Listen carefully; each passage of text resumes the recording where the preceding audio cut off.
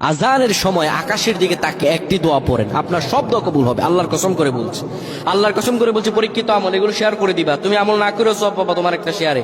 এটি যদি শুনে অন্য কেউ আমল করে তুমি আর সওয়াব পেয়ে যাবা। আজানের সময় যখন আজান হয় তখন আমরা কথাবার্তা বলি, এগুলো অনুচিত। আপনি আজানের সময় আকাশের দিকে তাকিয়ে একটি দোয়া পড়বেন। এই দোয়াটি আমরা অনেকেই পারি। এখন বলবেন হুজুর কমন পড়ে গেছে দোয়া। আমরা অনেকেই আল্লাহ তাআলার কাছে এটা ওটা চাই, কিন্তু সঠিকভাবে চাইতে জানি না। সঠিকভাবে কোনো ব্যক্তি যদি চায় আমার আল্লাহ তাকে দয়া করবেন। আল্লাহ বলেন, বান্দা উদউনি আস্তাজিব লাকুম, আমার কাছে চাও আমি আল্লাহ সব দিয়ে দিব। সুবহানাল্লাহ। যখন আপনার আজান হয়, আজানের সময় আপনি আসমানের দিকে তাকান, তাকিয়ে আপনি বলুন, পড়তে থাকেন, আল্লাহুম্মা আনতা রাব্বি লা ইলাহা ইল্লা আনতা খলাকতানি ওয়া আনা আবদুকা ওয়া আনা আলা আহদিকা ওয়া ওয়া'দিকা মাসতাতা'তু আউযু বিকা মিন শাররি মা সানা'তু আবু'ু লাকা বিনি'মাতিকা আলাইয়া ওয়া আবু'ু বিযানবি